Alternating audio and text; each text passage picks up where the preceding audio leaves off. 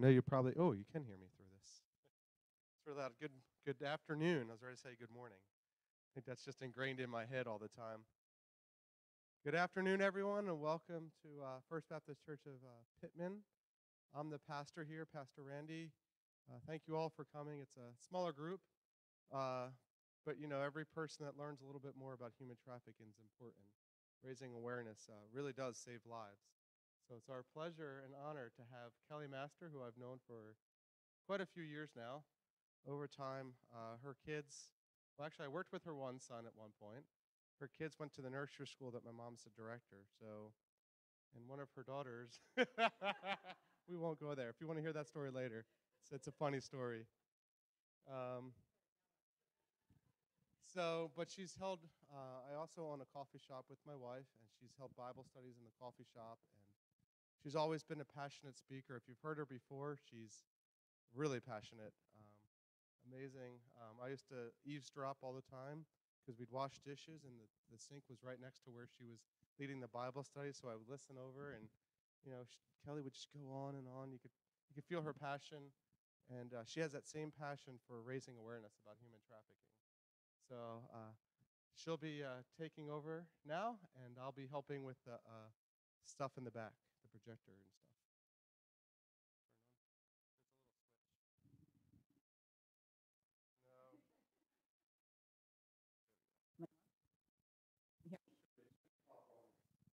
My dog, yeah, but she bit him in the butt. I'm like,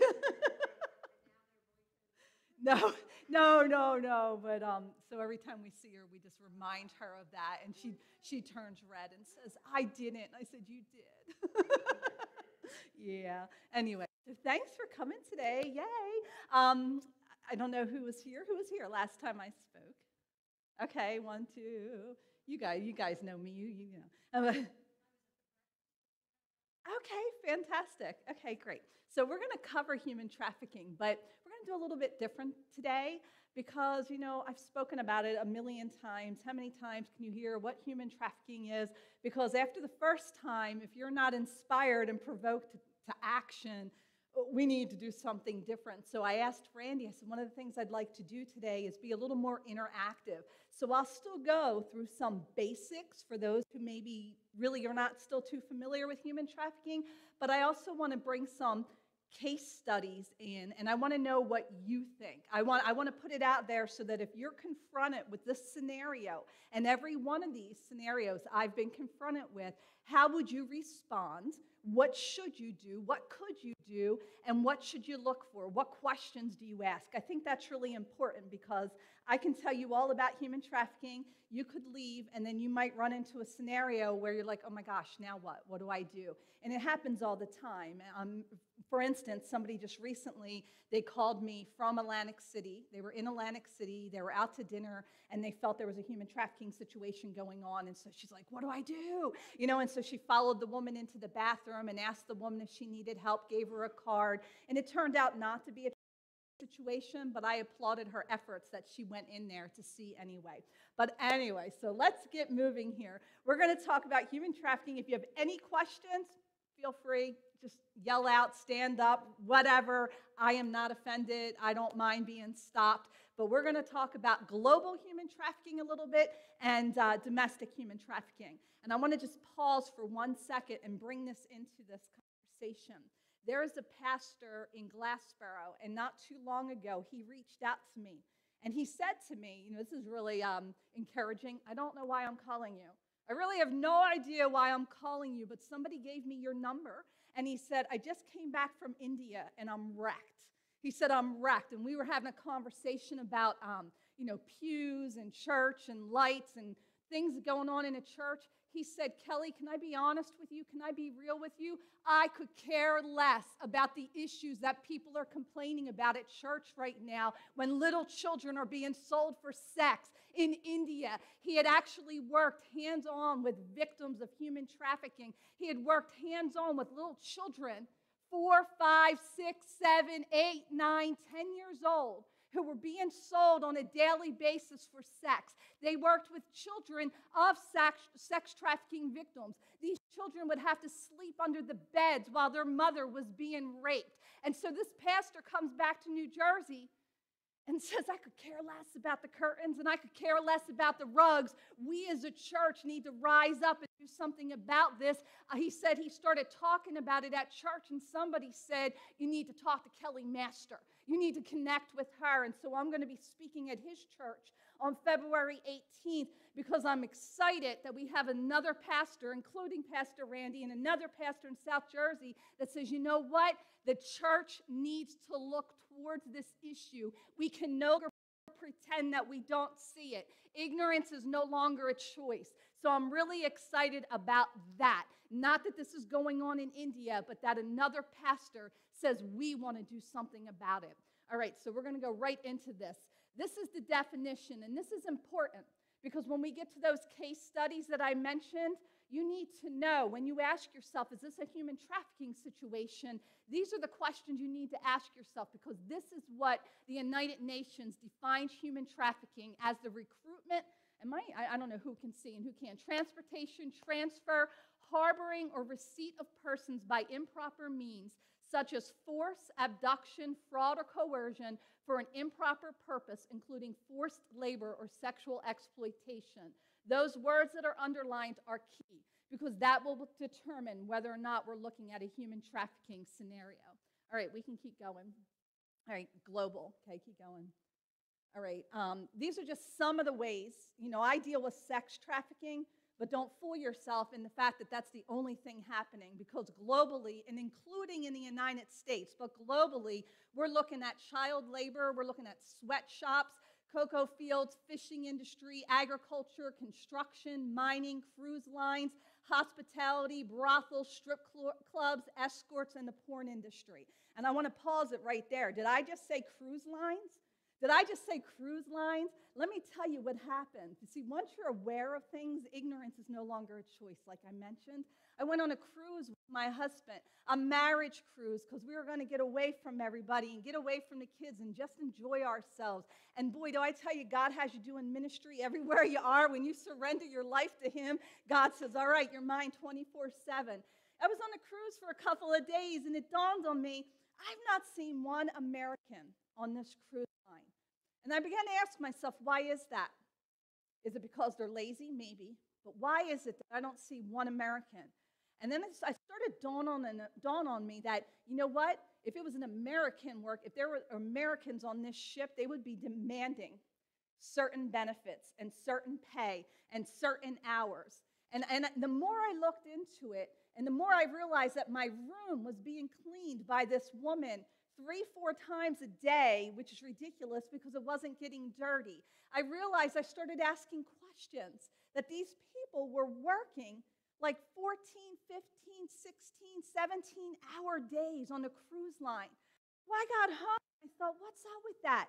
So I started investigating. We pay all this money to go live high on a hog and take a cruise, and I love cruises, don't get me wrong, but not at somebody else's sacrifice. I started realizing and looking into things that what they do is they go to other countries and they hire people from other countries to work on this cruise line, but this is how it goes down. Now, I'm not talking about every cruise line, but many of them, and many have already been sued. But this is how it goes down. This is what it looks like. So we go to a third world country where they're struggling with money. They're struggling to make it by. They're struggling with how they're going to feed their family. They're struggling. And a broker comes in and says, I'll tell you what, I'll fly you to Miami and I'll get you a job on a cruise line. And for the next 9 months, you can work on this cruise and you can send the money home to your family. But once that person lands in Miami, she now has a debt of $2,600 or whatever that number is for the air flight and for the broker fee to get her that job. And then she works like a dog, like a slave many, many hours a day into the night, being subjected to sexual harassment and abuse, but being subjected to labor trafficking and making a mere couple of dollars. Why do they do it that way? Because it would never fly in the United States of America, because we have lawyers who say you have to make a certain amount of money. But these cruise lines, not all of them, they go to other countries, they hire people there, they even raise the flag of that particular country on their ship because they don't have those stringent rules to follow. Now, here are people making money, but dirt money, maybe equivalent to $2 an hour, and working like dogs, working like slaves on cruise ships right before the very eyes of America, and we don't even realize it. So these are just some things that you can pay attention to. Again, it's not every cruise line, but it's definitely cruise lines, yes.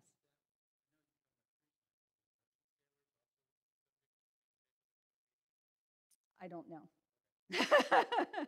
I don't know, but I can look it up because that's what I did with this. I came home and I was like, I was really bothered by that. I'm like, I didn't see one American. Why is that?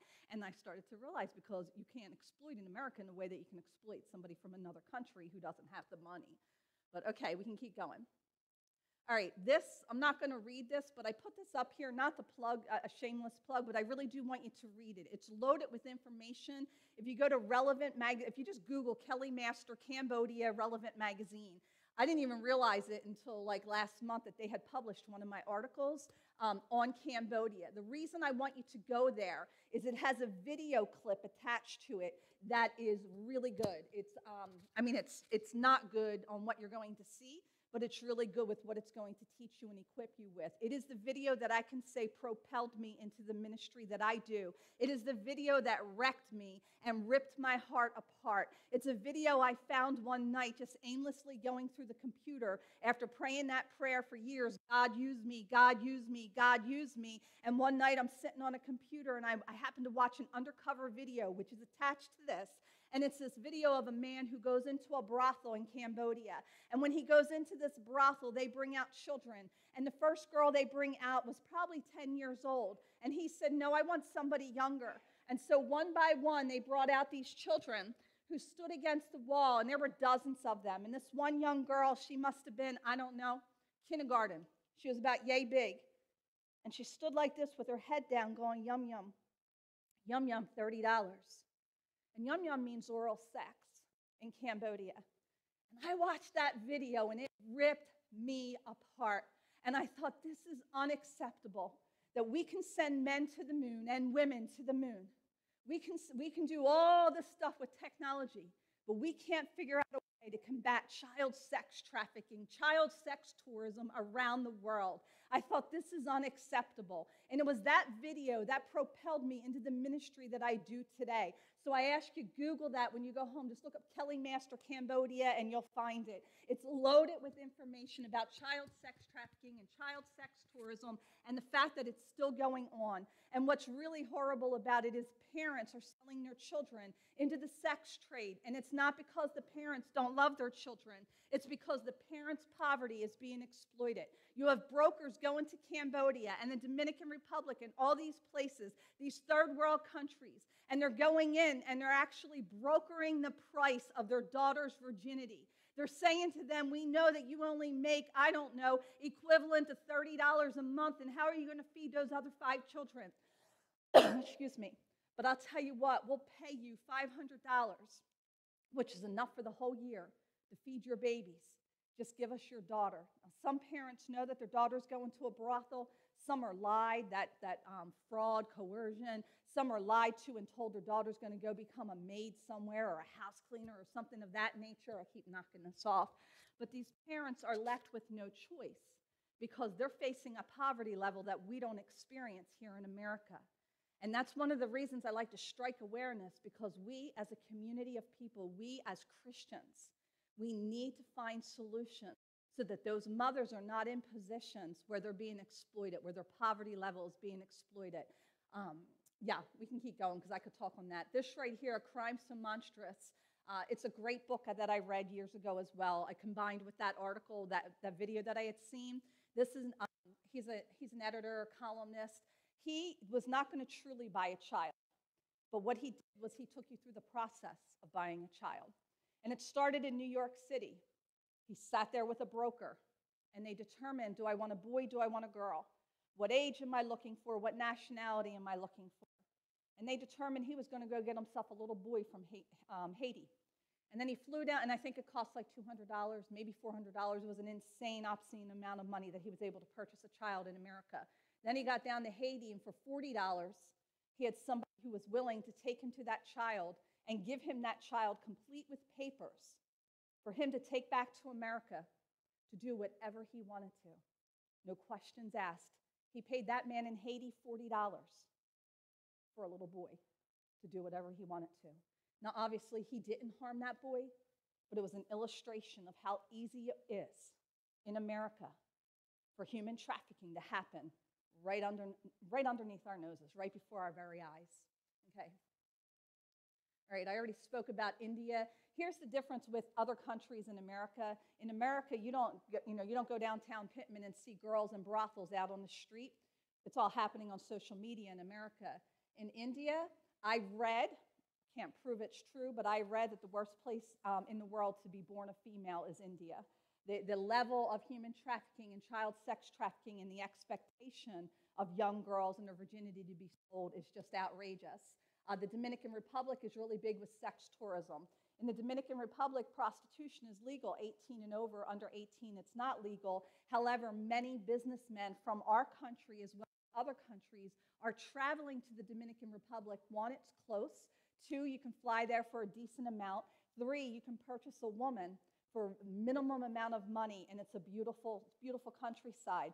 And so I've met men in ministry that I have done. I have met men that are going down to the Dominican Republic to buy sex. It's called sex tourism. There are actually companies that you can go online, and just like you can go online and find a trip to Disney, and like the people who do the whole planning for you to go to Disney, well, there are sex tourism plannings where you can go online and do your whole trip. They'll figure out your whole trip for you so that you can go have sex with women in other countries. Now, of course, they're going to tell you they're of age, but most of the time they're not of age. And again, what is happening is their poverty level, they're being exploited. Because here, this man actually said to me, at least I'm putting food on her table and I'm giving her a check.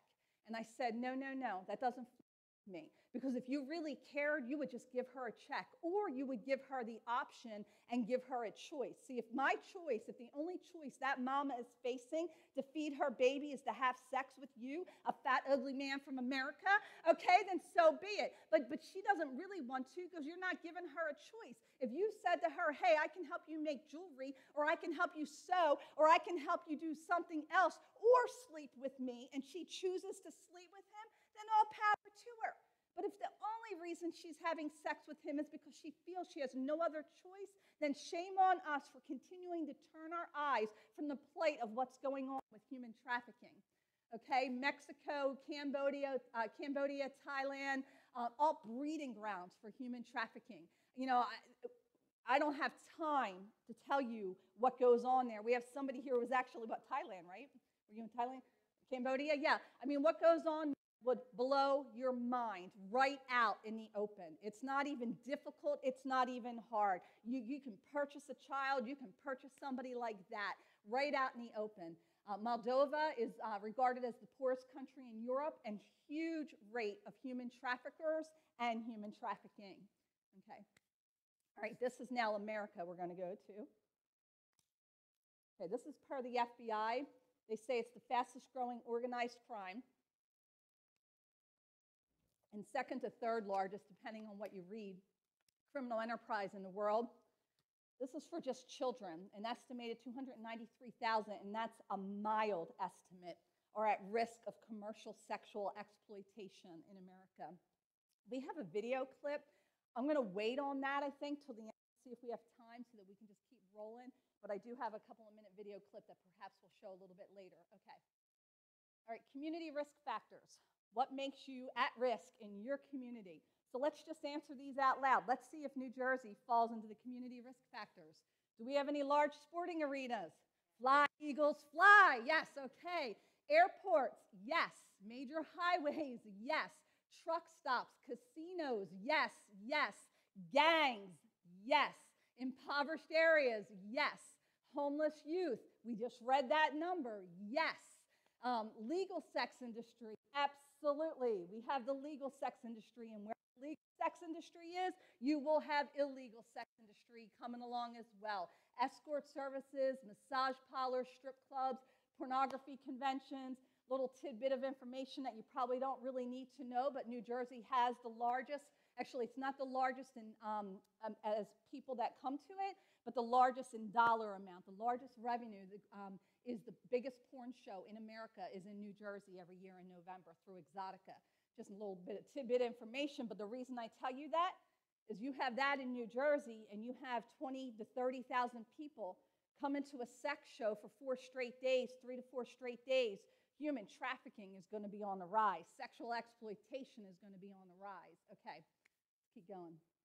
All right, New Jersey is ripe for human trafficking due to the state's central location between the northern portion of the East Coast and the tri-state metropolitan region of Philadelphia, Baltimore, and Washington, D.C. Okay. All right, these are for labor trafficking.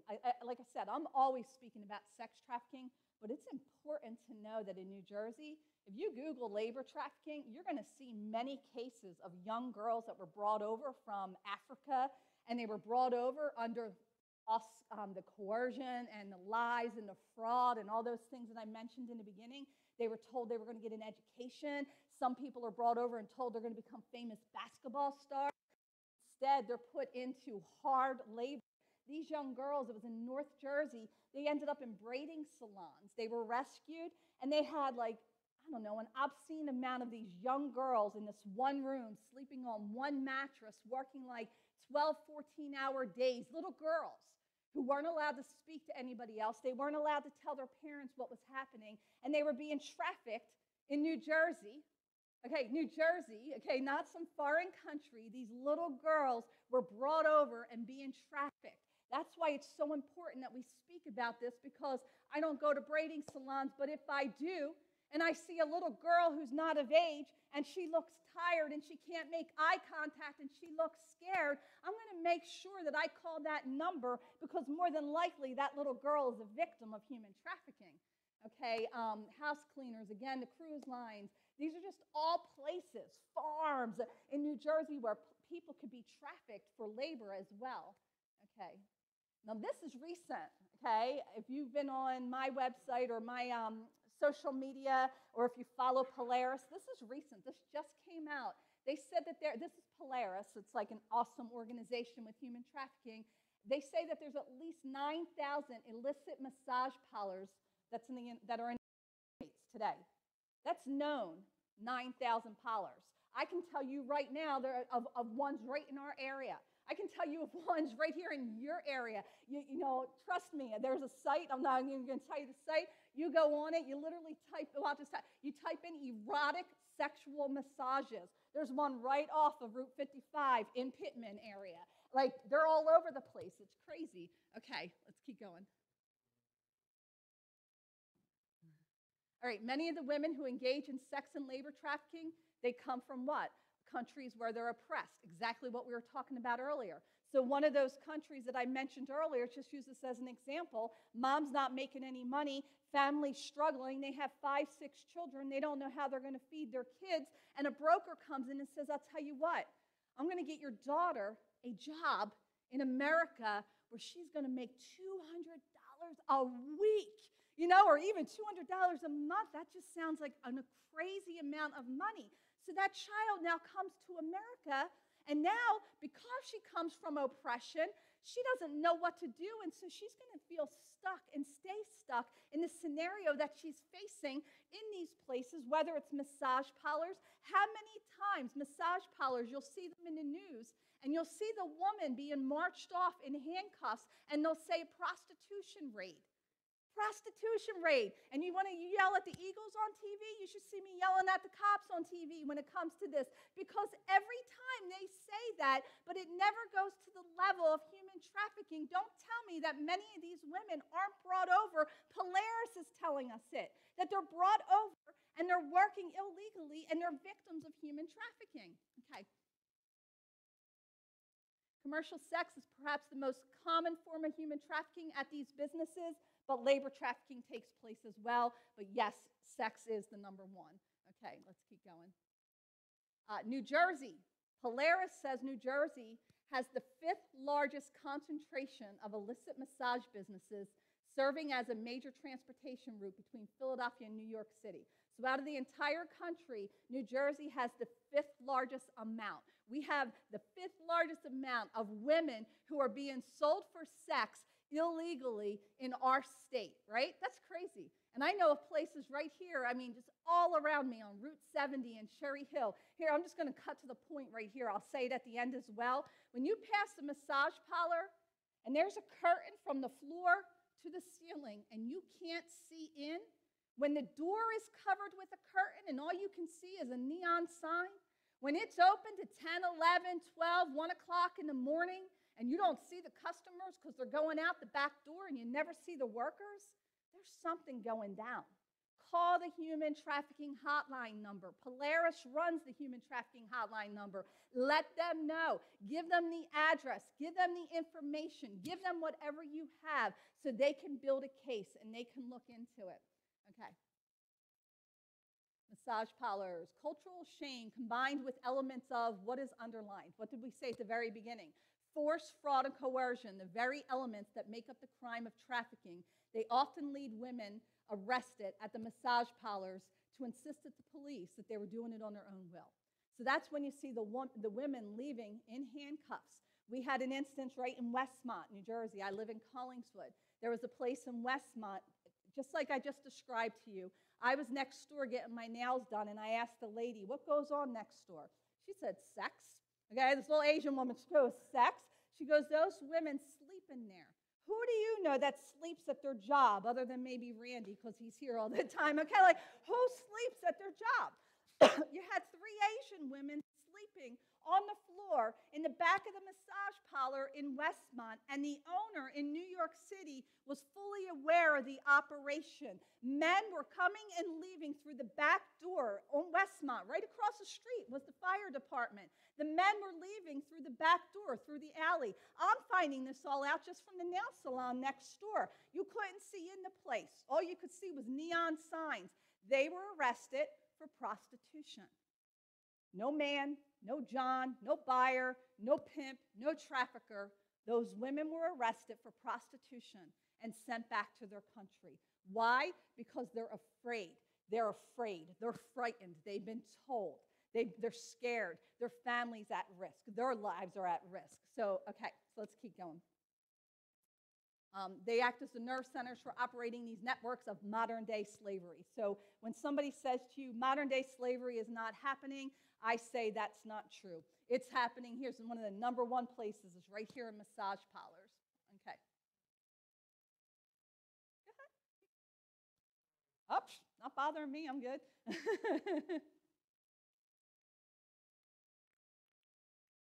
The illegal massage parlors generate approximately $2.5 billion a year.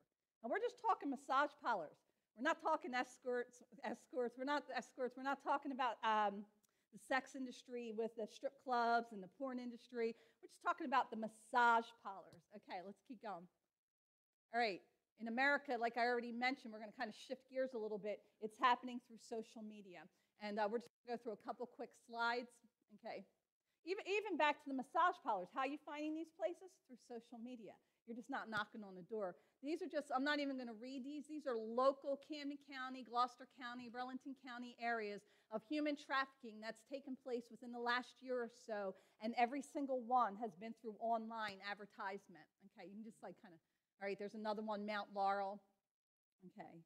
I'll just stop here for a moment. We'll land here. Who here is familiar with Operation Cross Country? Are you familiar with that term? I know you are, right? Okay, the FBI, every couple of months, the FBI, you'll see it in news now. Now you'll be like, oh, there it is, okay? Every 3 months or so, you'll see this big sting, and it's called Operation Cross Country. And it's the FBI, and they work with local law officers and NGOs and everybody around, nonprofits across the United States. And their whole goal is to rescue children of human trafficking and to arrest the perpetrators, the traffickers. This was just one of the most recent ones. I think this is one of the most recent ones. Every single time, there's a large percentage of the traffickers from New Jersey. I don't know if this was the one, but like I think probably almost 50% of these traffickers were from the state of New Jersey. Every time you're going to see children rescued in New Jersey, and you're going to see traffickers arrested. Okay. All right, this was Backpage.com. Okay, don't get too excited. I know they say Backpage.com was shut down. Actually, no, that's not true. The escort portion of Backpage.com was shut down. That's where all human trafficking was taking place in America. Every single case of human trafficking that I'm aware of for the last 7 years, that girl, excuse me, or victim was sold on on Backpage.com.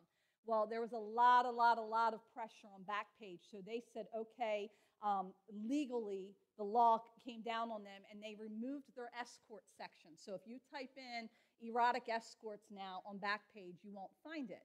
However, if you go to the dating part of Backpage.com, you can buy sex on the dating part. You can buy children. You can buy women. You can buy victims of human trafficking on the dating part. And you could say, well, Kelly, you're a little bit extreme. I'm not. We don't have enough time right now for me to tell you story after story after story of victims that have been sold through Backpage.com. It's true, it's legit, and they get away with it, and it's legal. Part of our legislation in New Jersey back in 2013, Governor Christie signed it, and they said, Backpage.com, we are going to hold you responsible. You no longer can sell children on your site, and if you do, you're going to face the same penalty as a trafficker.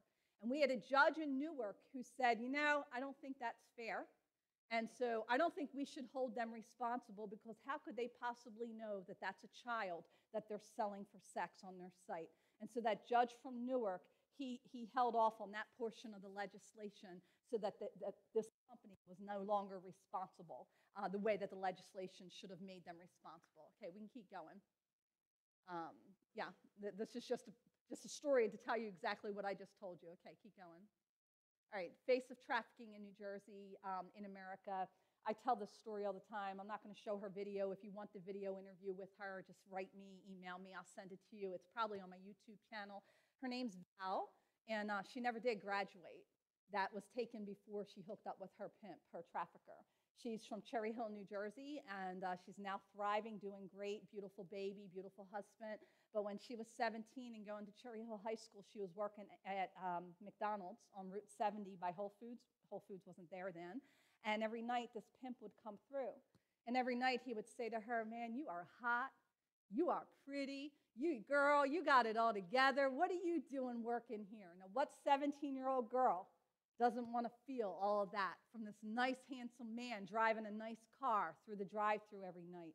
Made her feel special, made her feel good, made her feel pretty. Even sent in a couple of his girls to tell Val, you know what? You ought to hook up with so-and-so. He'll take care of you. Look at this. He buys me new clothes. He gets my nails done. He takes care of me. He'll take care of you. You can make more money in one weekend working for him than you can all month working at minimum wage in McDonald's, right?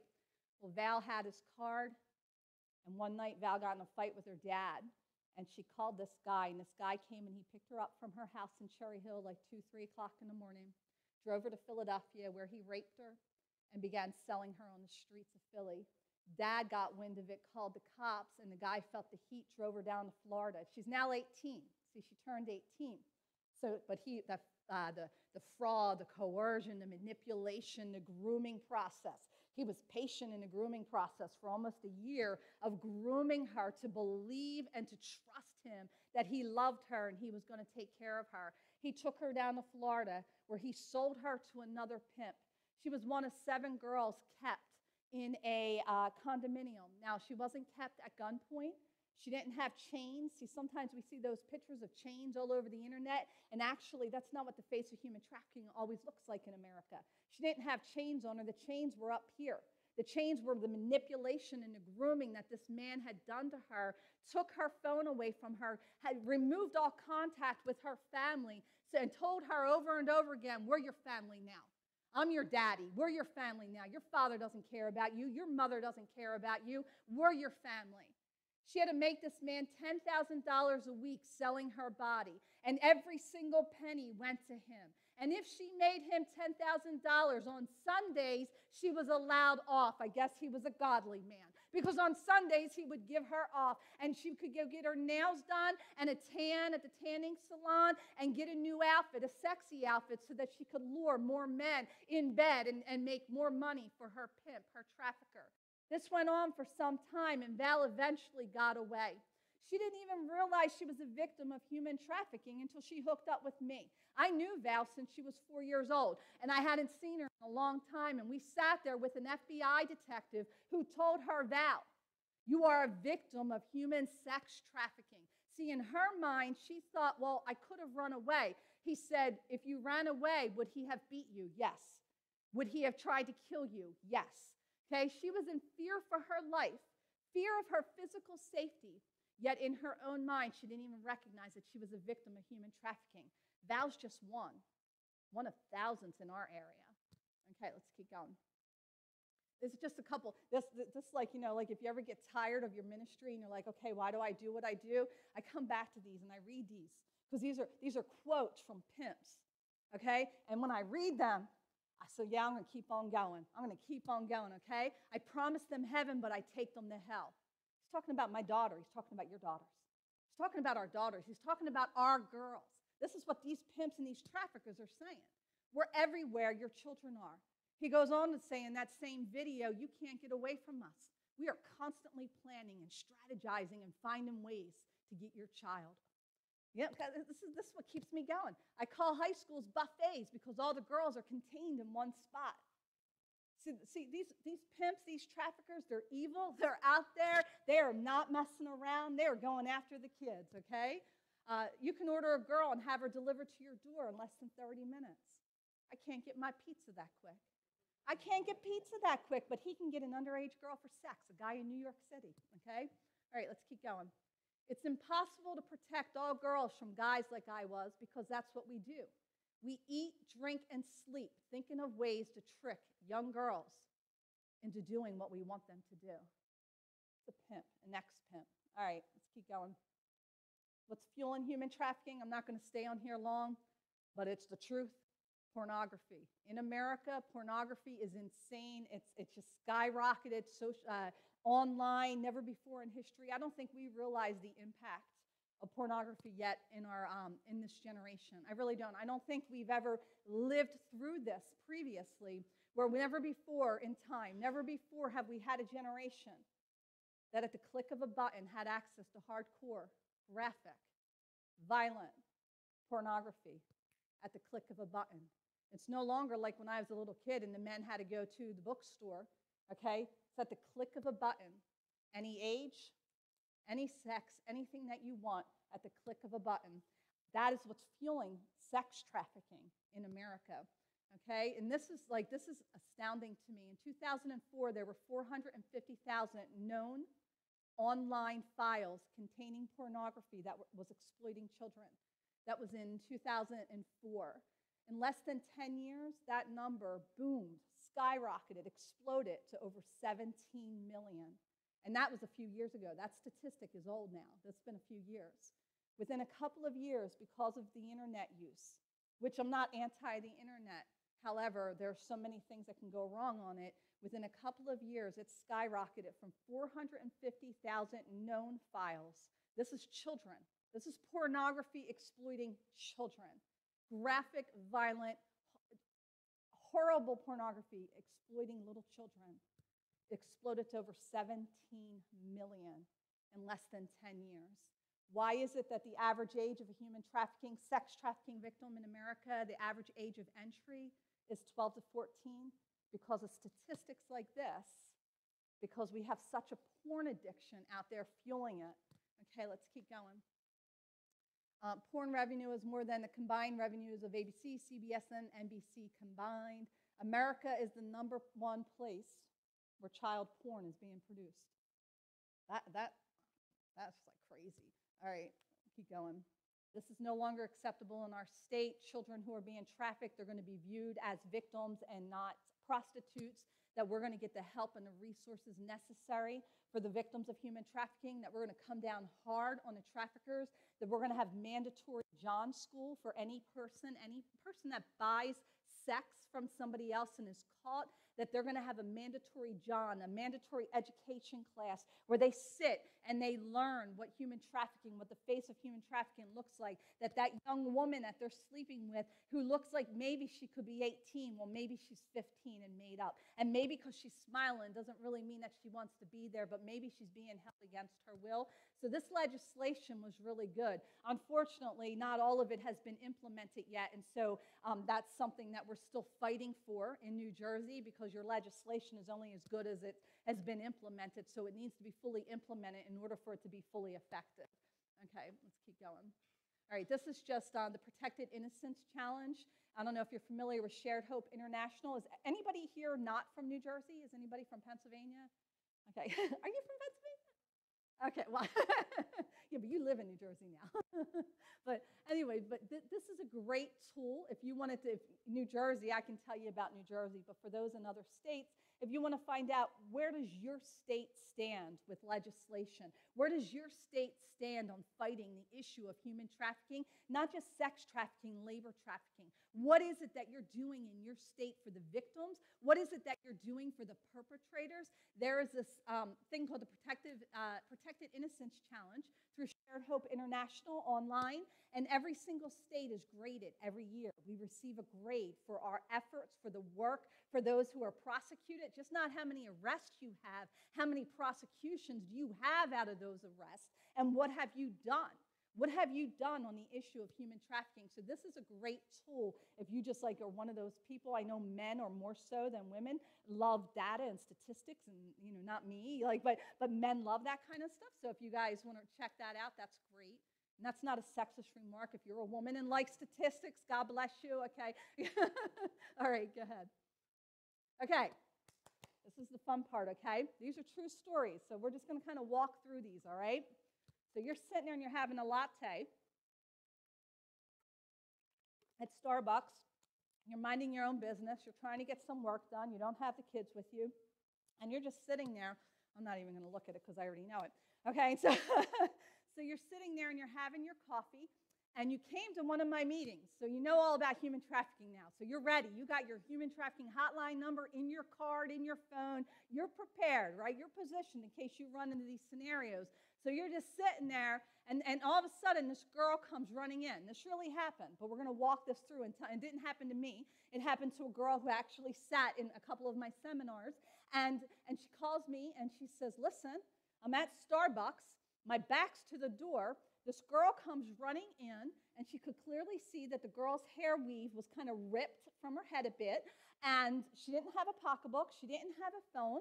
She looked frightened. She kept staring at the door. Now, she did not look like she was a minor. She looked like she was maybe 20, 21 years old.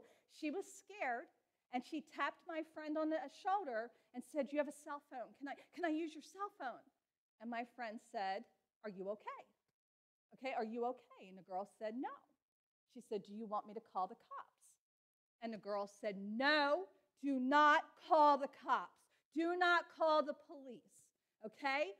When these women and victims of human trafficking have been in the hands of a pimp or trafficker, they are told, they are brainwashed not to trust the police, not to call the police. And if you do, you'll get such a beating that you'll regret you ever opened your mouth. And not only will you get a beating, every other girl that's with us, they're going to get a beating as well.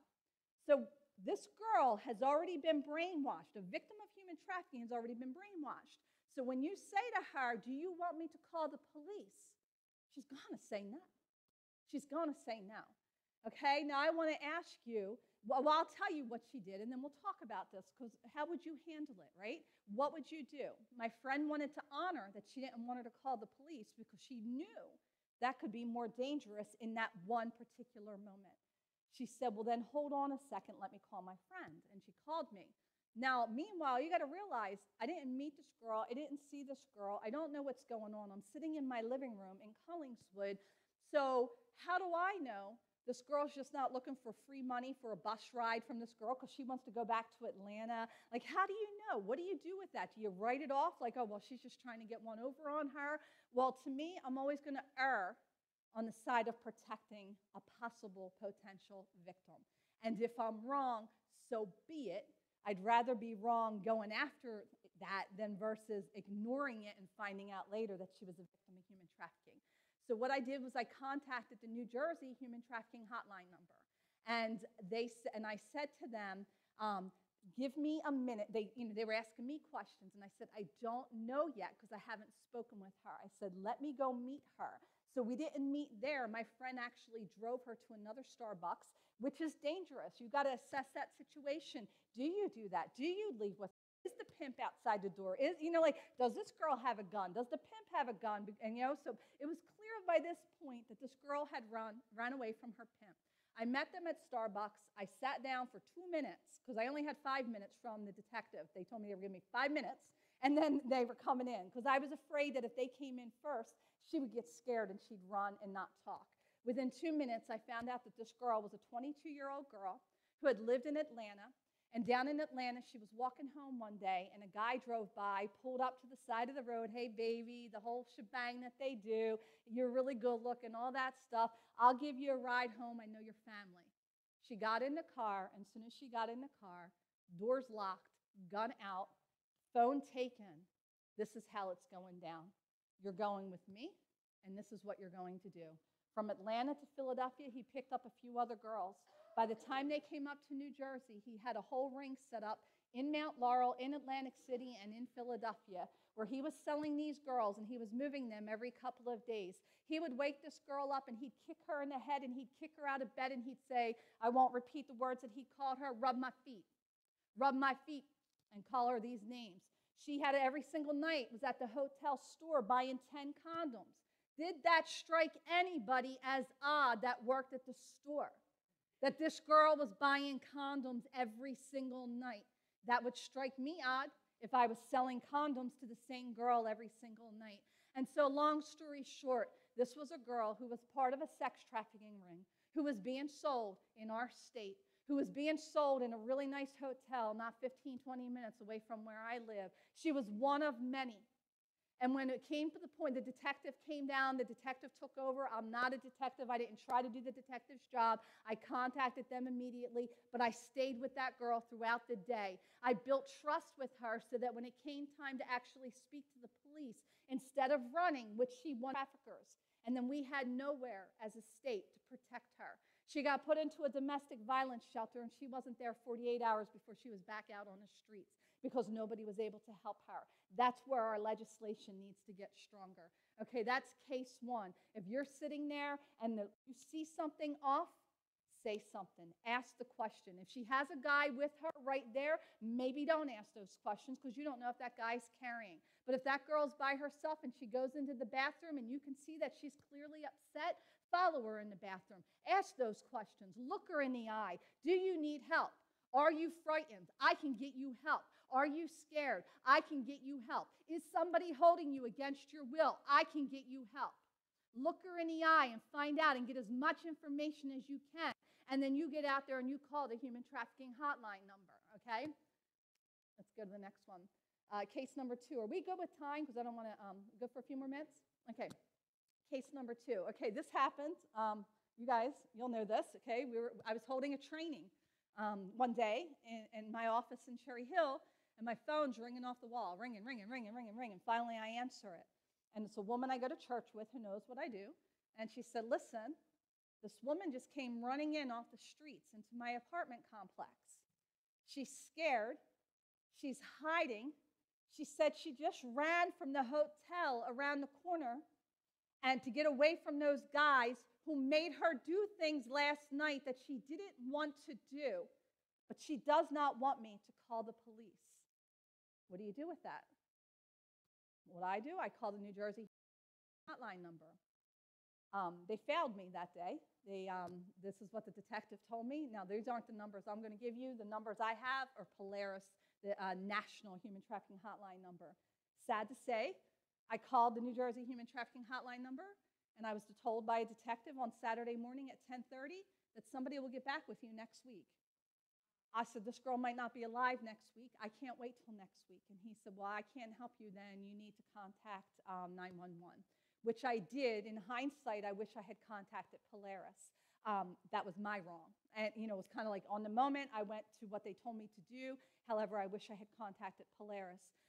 The detectives went out there. The police went out there. They determined she was not a victim of human trafficking. I don't know what they determined that based on. I don't know. I'm not them. I wasn't there. I will say this. A couple weeks later, there was a major bust of human trafficking in Cherry Hill, at hotels in Cherry Hill, of two men that were holding women against their will and beating them and hurting them and doing all kinds of crazy things to them. And there was a huge bust that went down in Cherry Hill at the hotels. Whether or not they were connected, I don't know. I'll never know. I wasn't there when the cops interviewed her. So that truly is a case. And this woman who called me, Joyce, she said, what do I do? And I said, well, first of all, get her out of, if she's in the lobby of your apartment complex, don't take her up to your room, but get her away from view. Get her away from the door. So if a pimp's going by, so if this was me, and you're asking me, well, what would I do if that was my, scenario? I would say, let's go over here to the corner, okay? Let's get away from here. Ask her, are you okay? Is somebody, she was offering it, but if she wasn't, is somebody holding you against your will? Are you afraid? Ask those questions. And if you don't have the human trafficking hotline number, then yes, by all means, call the police. However, the human trafficking hotline number, who may very well just call the police as well, but they are trained in the questions to ask and to look to discover whether or not this is a trafficking case or if it's just a woman who was getting away from a drug dealer. I don't know. But again, I'll always err on the side of protecting a potential victim. Okay? All right, now I'm just going to ask you guys this question, okay? And I've had this happen. It happens all the time. Okay, you're at your house, and you find out somebody tells you you're having a cup of coffee, and somebody tells you, "Did you see that massage parlor down the street? You know that they got girls in there like 1 o'clock in the morning, and guys are coming in through the back door, and there's these neon signs." What do you do about that? Do you do anything about it? Do you call anybody? Do you ask any questions? Or do you just kind of talk about it like, yeah, I know what goes on down there? Yeah, that's fine. You can call me. Go ahead, Lacey.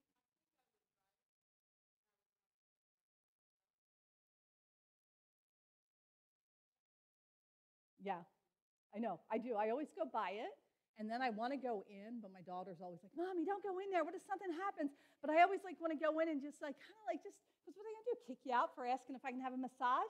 But not really getting a massage, just kind of asking, like, "Hey, I want to buy a gift certificate for a massage. What kind of massages do you give? Oh, do you have any young girls in here?"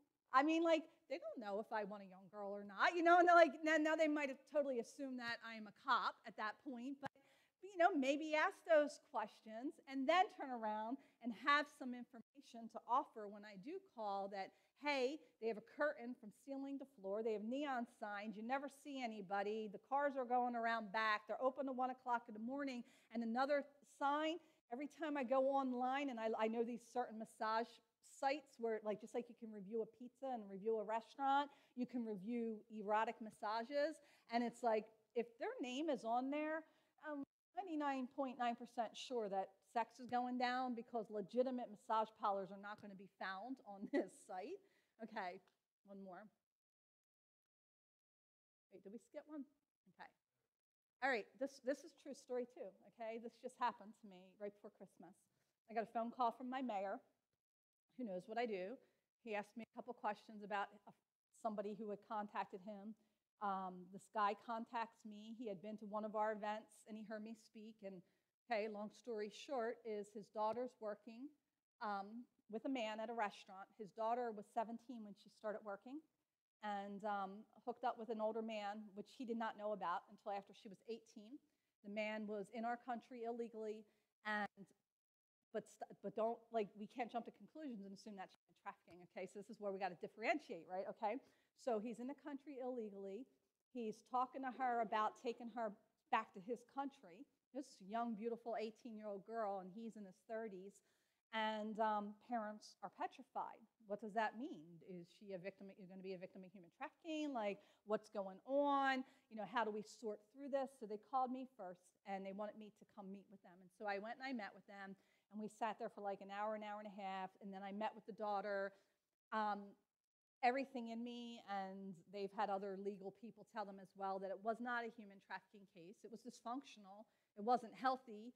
But it wasn't a human trafficking case. It was more of a, hey, I want to stay in the country, and if I marry an 18-year-old girl, that can happen, you know, because she's a legal resident.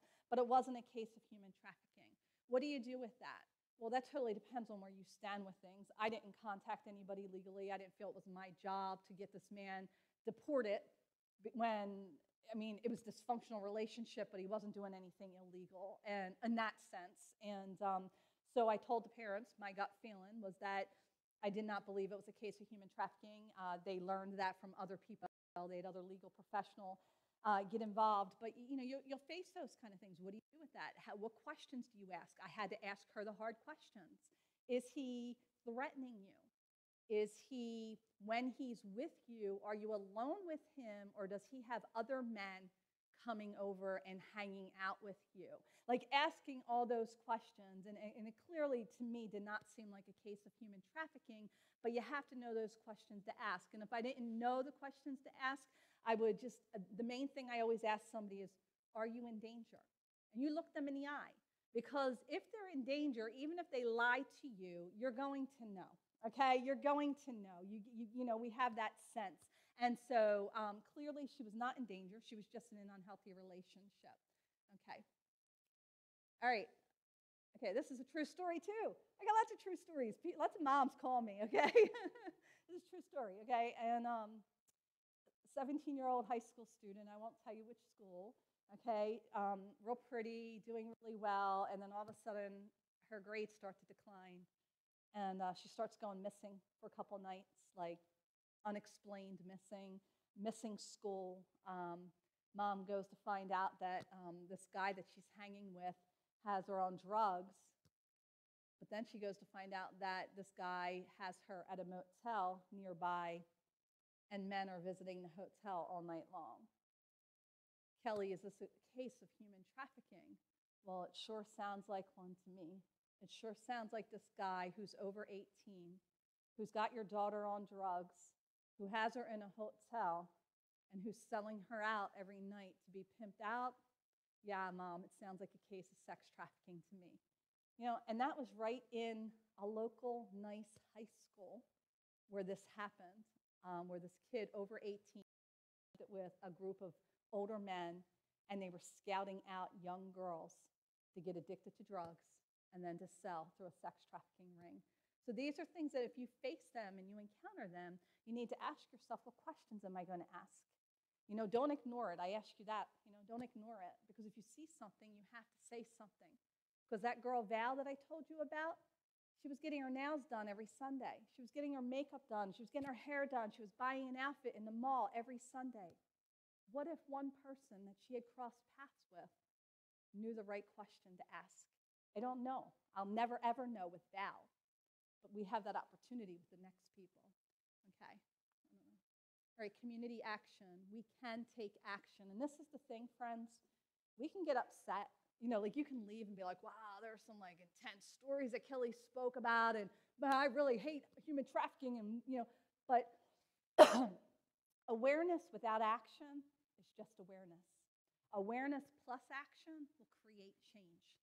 Okay, so we as a community, I know that's why Pastor Randy has me here. He's passionate about taking action against social justice issues. He's passionate about not looking the other way and pretending it's not going on. We as a community, especially a community of believers, we have a responsibility and an opportunity to take action and see change, right? Okay.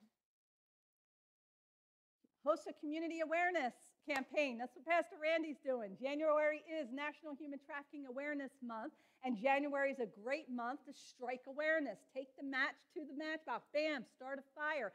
Super Bowl's coming up. At the Super Bowl, start stirring up and talking to people. Hey, do you know, I'm not on the bandwagon that it's the #1 biggest place of human trafficking. I don't know those statistics, whether or not they're accurate. But I know this. Where you have, sorry guys, but I'm going to throw you under the bus for a moment. Where you have lots of men and lots of testosterone and lots of sports and lots of cheerleaders and lots of beer, you're going to have lots of sexual exploitation. Not every man is going to be guilty of that. However, that combination together is going to produce greater amount of sexual exploitation. The girls that I minister into the strip clubs, they'll be loaded at the strip clubs. The strip clubs will be packed because of the Super Bowl. What a fantastic opportunity to create awareness in your own family, in your own school, in your own sphere of influence, in your own church, and start talking about the issue of human trafficking and like, hey, did you know that during the Super Bowl, human trafficking arrests go up? Did you know traffickers will bring girls across state lines to where the Super Bowl is and sell these girls and sell these boys because it's a large event. It's just like supply and demand, okay? Determined to make a difference. Those hot spots I told you about, the stadiums, the highways, the truck stops, the airports, all these places, they're hot spots. We have them, massage parlors, strip clubs, farms in New Jersey. We have these places. Be on the lookout for them. When you pass that massage parlor, call the number. Hey, I don't know what's going down in there. Just something seems off. They're not going to get upset with you for calling. With labor trafficking victims, we have lots of farms in New Jersey. You see a guy, and you know he's working 12, 14 hours a day, and they don't have adequate living space, and there's 10 of them in one room, and they're not being fed, and they're not being taken care of, and they don't even speak our language. Instead of judging them, find somebody who does speak their language and ask them, are you okay?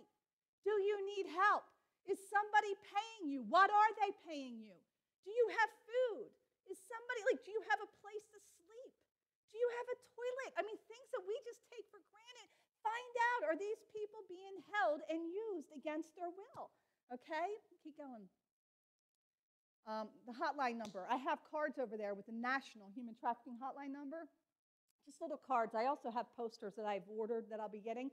But I take these cards with me everywhere I go. Ladies, especially, in the restrooms, everywhere you go. Public restrooms.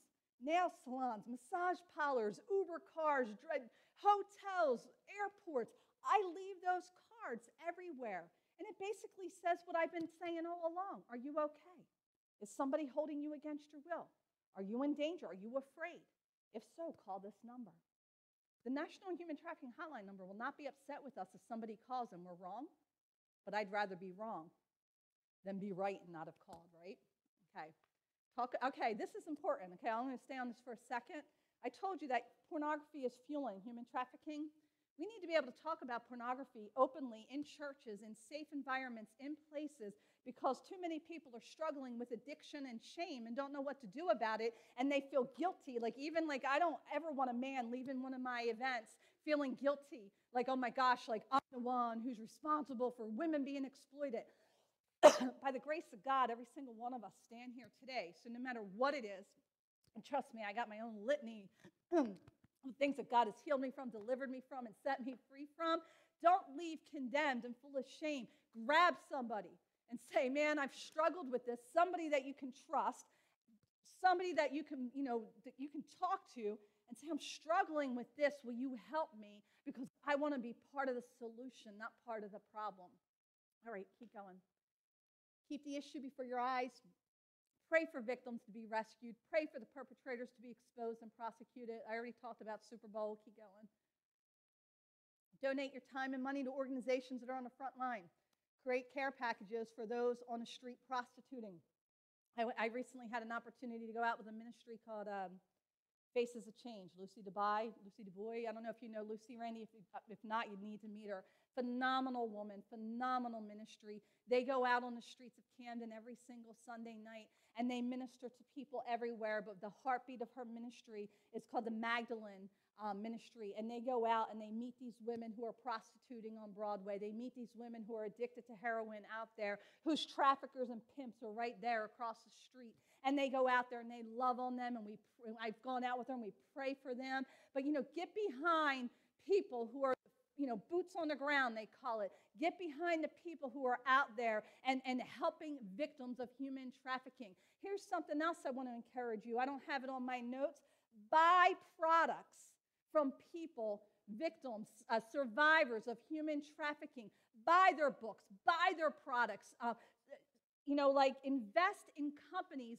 Randy and I were talking about Doc Martens earlier, like fair trade labor, and invest in companies who are out there doing the right thing. Because when we continue to invest in companies that are using little children in sweatshops and using little children out there, in the cocoa fields and doing all that stuff, all we're doing is saying, keep on doing it. We're turning a blind eye because you're selling me a cheap chocolate bar. I'm not going to pay attention to what you're doing. Invest in the companies. Invest in the survivors. Invest in those who are out there. Okay? Keep going, please. Okay, eyes and ears in your community. I keep saying this over and over. I can't say it enough. If you see something, say something. Don't ignore it. If you see it, say something. And I already mentioned this one as well. You're at a restaurant, it's your favorite restaurant, but you notice, man, this guy is working like a dog. Not just a hard worker, working like a dog, and he never gets a day off. And if you don't speak his language, find somebody who does. Find out, is he okay? Is he being treated fairly? That guy I talked about from another country at the restaurant, he's making money. He's making good money. So he's not a victim of labor trafficking. However, many of these people will be exploited because if you're in our country illegally, I'm going to exploit you and take advantage of you because you owe me. And if you say anything, you're going to get deported. And I know you don't want to be deported. Therefore, I can get away with paying you $1.50 an hour instead of $20 an hour. That we got to stop that. We got to make sure as the church we stop that. Okay, keep going. All right, me, my organization. If you're like, I just think Kelly's awesome and I want to help for dignity, okay, here are some ways that you can help for dignity, all right? Pray, donate. We go, for those who don't know what I do, I'm just going to throw it in there really quick. We go out into strip clubs. We go out into the sex industry and we minister to women every single month in that environment. Why? Not necessarily because they're being trafficked, but because they're in a really sexually exploitive atmosphere, and we want them to know that they have value and that we believe in them and that we want to extend that dignity and hope to them. But one other thing that you can do for us that's huge is we have a fundraising banquet in April. Yes, it's a shameless plug, but I need this fundraising banquet to be successful in order to continue to support our efforts throughout the year. This is what we do. I don't drive a fancy car. I don't take a salary. I go out and I help women who have been sexually exploited. I help victims of human trafficking and sexual exploitation. And all of our money to do that basically comes out of this once-a-year banquet. And I happen to have invites for it right over there. Okay, so check it out before you leave, okay? Sign up for our mailing list.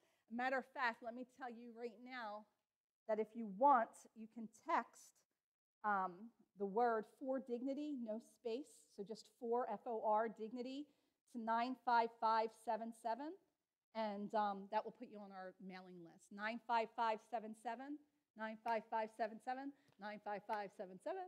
Okay, type the word for dignity, no space, and that will just connect you to me. I will not call you at 2 o'clock in the morning. I will not harass you. It will simply just say to you, hey, I'm going to be at Randy's church on Sunday afternoon. Do you want to come hear me speak? That's it, okay?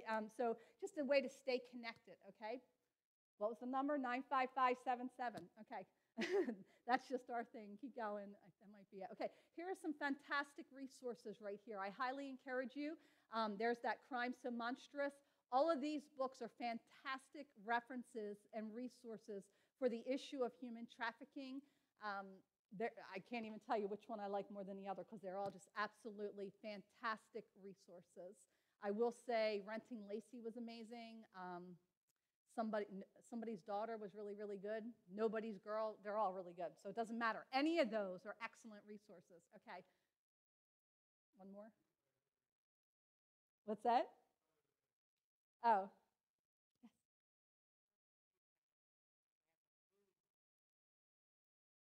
you have an Asian group? Yeah.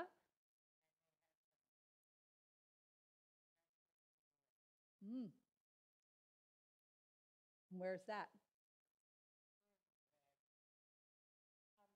Okay.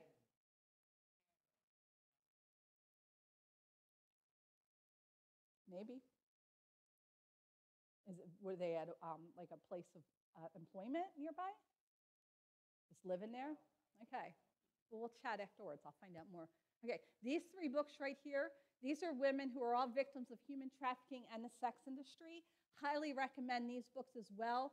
This woman at the end, Fallon Annie Lobert, she is our guest speaker in April at that event that I'm like begging you all to attend. Okay, Annie is our guest speaker. She's phenomenal. She's from Las Vegas. She's a former high-class call girl. She was a victim of human trafficking for 10 years. She's been all over the place. She now has an amazing ministry. She runs Hookers for Jesus. Yes, I just said Hookers for Jesus. She runs, but she looks at it like a fish hook, hooking people. But because she was a call girl previously, people obviously think it's something else, and they get offended. They get offended easily, but oh well. But yeah, she runs Hookers for Jesus. She also runs a place called Destiny House, which is a sex trafficking home in Las Vegas. She rescues girls right off the strip of Vegas and gets them into her home. One of the reasons I want her at our event is that we're going to have women who have been trafficked, women who have been exploited, women who are working in the sex industry. We're going to pay their way for them to come to our dinner for free so that they can sit and hear Annie's testimony of grace and see that there is another way to their life and that there's still hope no matter what they've been through. So that's another reason that we want Annie there. We also want Annie there because she is successfully running a sex trafficking home in Vegas, a really tough place. And we have 2 opening up in 2018 in New Jersey. So I think it would be great to have her speak into that issue in New Jersey since we're looking to get some sex trafficking homes. And I think that might be it. And then I'll open it up. There's the hotline number. Again, I have it over there. If you want more cards, I'm getting more cards made. So you just let me know. I'll mail them to you. Or if you want to get your own cards, that's fine. I keep them everywhere with me, and I give them out everywhere that I go because I think it's really important. That can save lives, the hotline number. And let's see what else we might be at the end. I already mentioned Polaris and Shared Hope, 2 fantastic sites you're going to want to check out. And then anything else? Oh, that's me. Okay, so that's my contact information. My card's over there as well. If you decide 3 days from now, you're like, what did she say? What was that article about Cambodia? What about that video from Cambodia? Anything that I spoke about or anything else, feel free to reach out to me. Just do me a favor. If you call me, I'm not the best at answering my phone if I don't know the number. If I look and I think, oh, it's a sales call, I don't necessarily answer it. So leave me a message and say to me, I was at Pastor Randy's church. You spoke about human trafficking, and I will make sure that I get back to you. But feel free if you have any questions, if you want any links, if you wanted to see a certain video or a certain story that I covered, I will make sure that I send that to you. And that may be it. I can open up for some questions. Does anybody have any questions?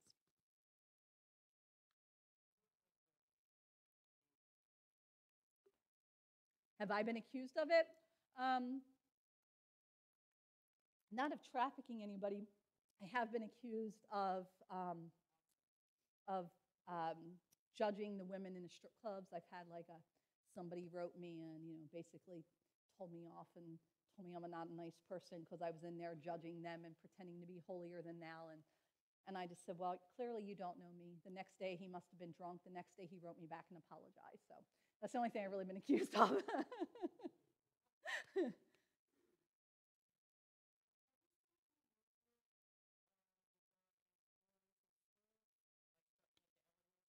Not at the elementary level. Well, actually, that's not true because Gwendolyn, actually down in Vineland, I believe Gwendolyn goes into the elementary schools.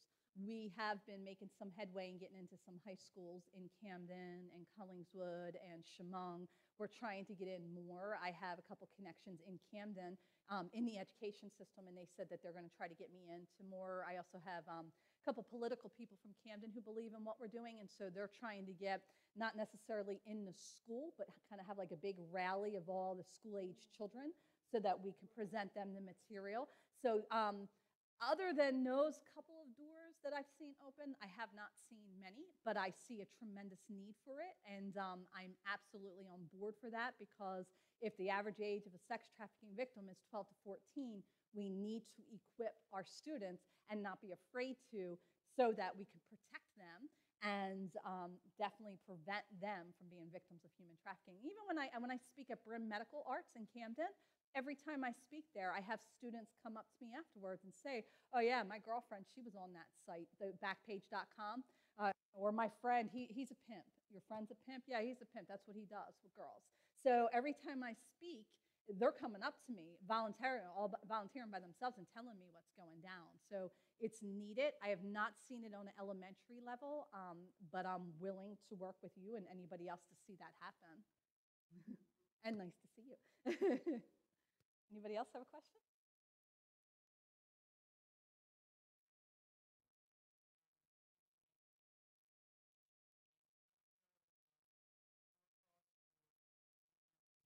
No. Okay. Okay.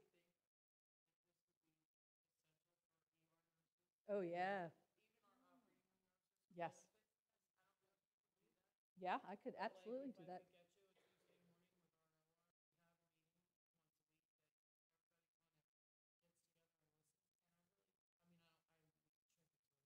Oh, yeah. I was supposed to be under an hour. What did I go into? Yeah. Yeah.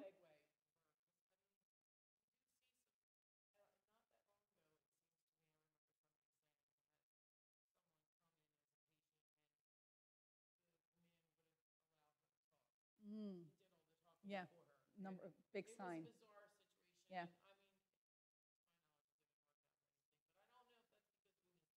Yeah. Yeah, absolutely. Yeah. No, that's definitely a sign. That's one of the things they'll tell you on any of these sites I told you to go to. That's one of the signs of human trafficking. They can't speak for themselves. Somebody else is doing the speaking. Yeah. Oh, yeah. Well, there's a friend of mine, Jen Spry. She's actually a human trafficking survivor herself, and she's a forensic nurse, I think is what it's called. And she has spoken as spokesperson for Shared Hope International. When she was 10 years old, she was trafficked from 7 to 10. And she still slept at home. So she still lived at home. But it was a guy who lived just a couple houses down. And she was scared to death. She was a little girl. Every morning he would stand at the bus stop and watch her. He threatened her mom, threatened to kill her family.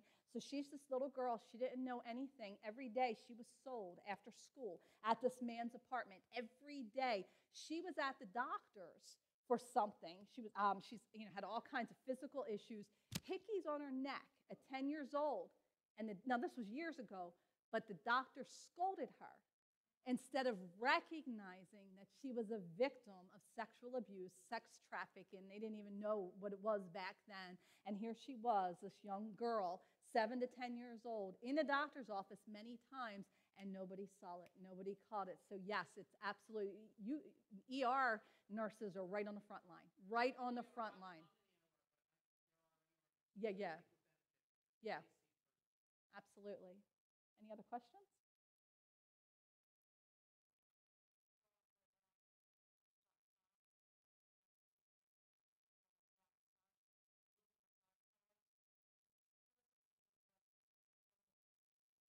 Yeah, we actually, there was some of this, Patch covered the Polaris story, which I had all the Polaris information. Yeah, and they said we were fifth out of the whole United States. So yeah, absolutely. Isn't that crazy?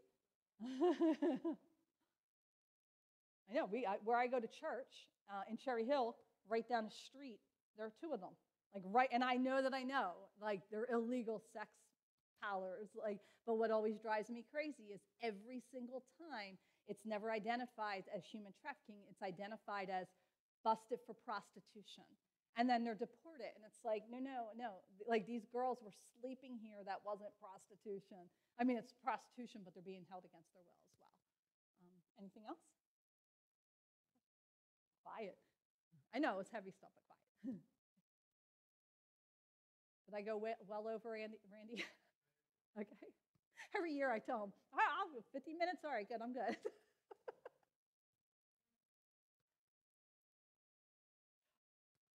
Oh, really quick, does anybody want a copy of my book for free? Here's one, here's two. I only had two, sorry. We did record. My man back there did have a YouTube channel. If you want to check out, times it's a lot of information at once. So we'll be on our YouTube channel. We'll put it on Facebook and stuff so you guys know. I know Kelly will share it too. If you follow Kelly on any of her social media. A view of me going back and forth looks Yeah. Yeah.